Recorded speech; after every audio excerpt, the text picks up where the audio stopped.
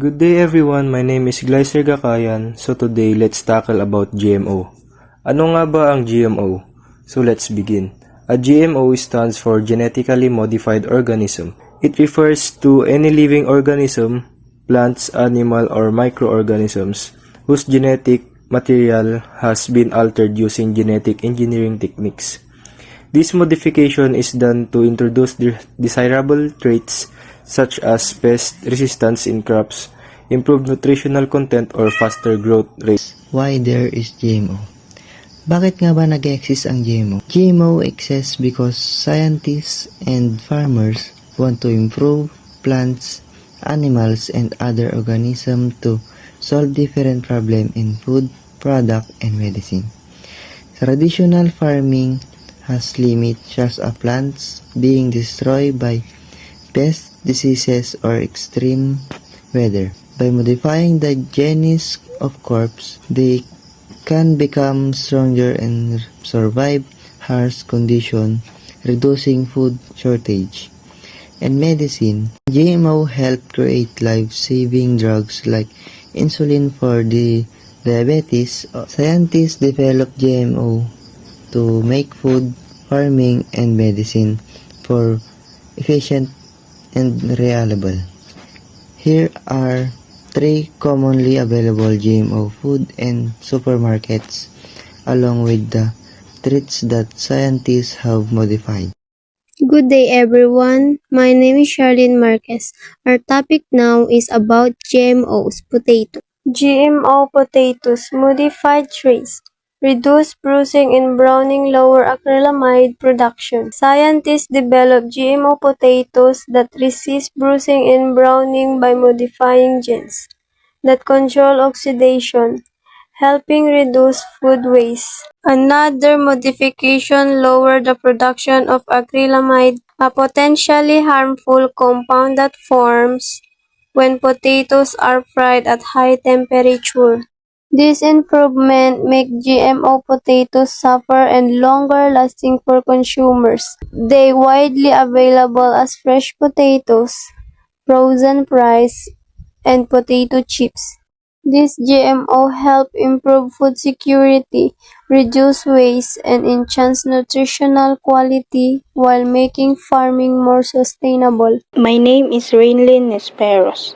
This is my topic, GMO soybean, modified traits, herbicide tolerance, improved oil composition. GMO soybeans are designed to survive the application of herbicide, allowing farmers to control weeds more effectively. Some varieties also have improved oil profiles, making them a healthier alternative with lower trans fats. This GMO crop is commonly found in products like soy milk, tofu, vegetable oils, and processed food containing soy protein or soy lecithin. Its widespread use in food production makes it one of the most common GMOs globally. Good day everyone, my name is Lycan Esperos. My topic today is GMO canola. Modified traits, herbicide tolerance, increased oil content. Scientists modified canola plants to tolerate herbicides, helping farmers manage weeds with less efforts. Some GMO canola varieties have been designed to produce oil which improved nutritional profiles such as lower saturated fats. Canola oil made from those genetically modified plants is a common ingredient in margarine, salad dressings, and many processed foods. The modification helps improve crops' yields and reduce the needs for chemical treatments. Our next topic for today is all about the different types of genetic technology and the pros and cons of GMO.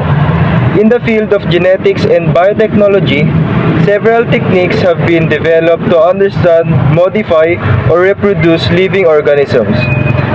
Among these, selective breeding, DNA profiling, gene splicing, and cloning each serve unique purpose and play important roles in agriculture, medicine, forensics, and scientific research. While they are all connected to the study of genes and heredity, the process, goals, and outcomes are significantly different.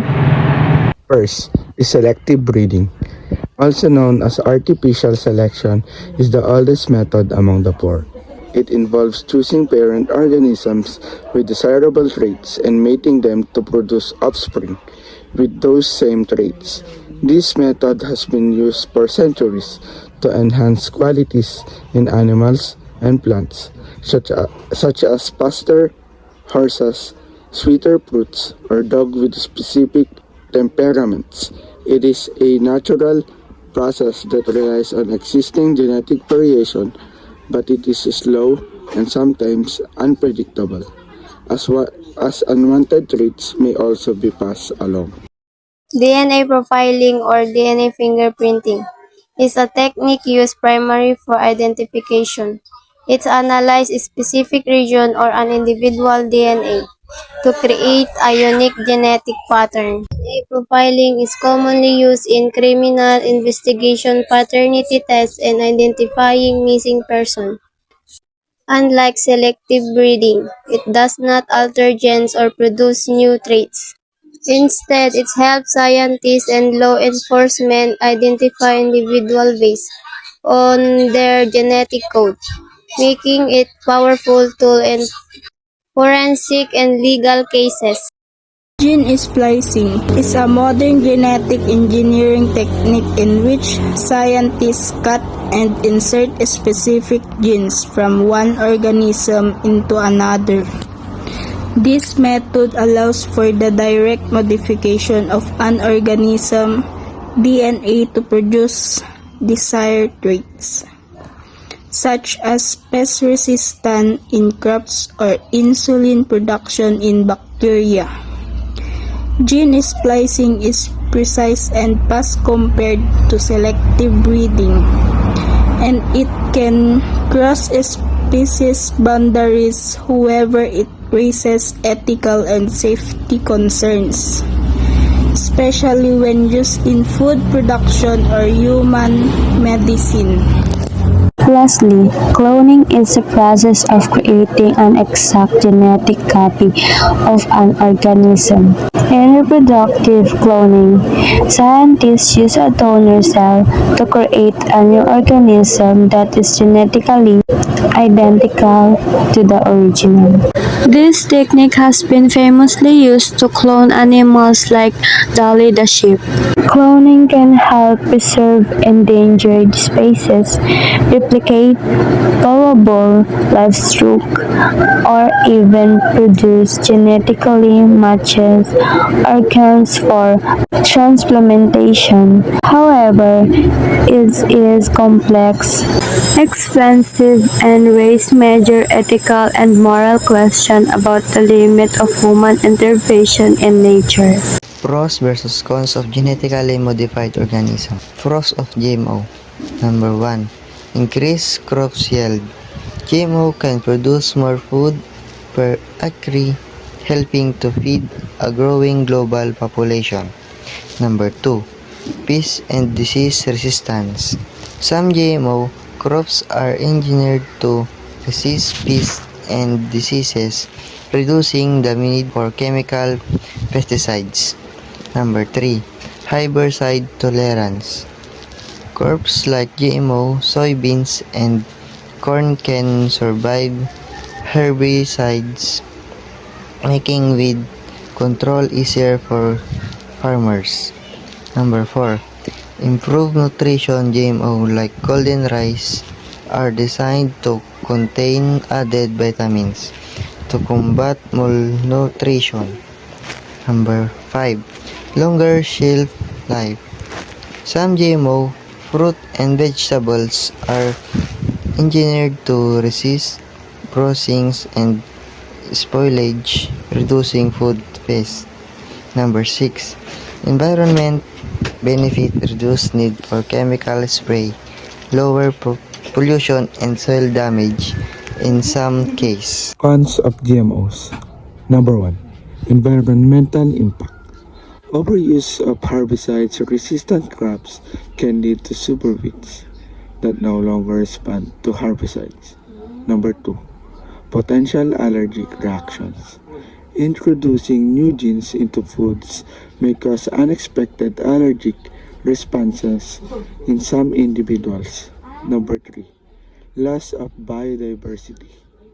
Widespread planting of a few GMO varieties can reduce genetic diversity in crops.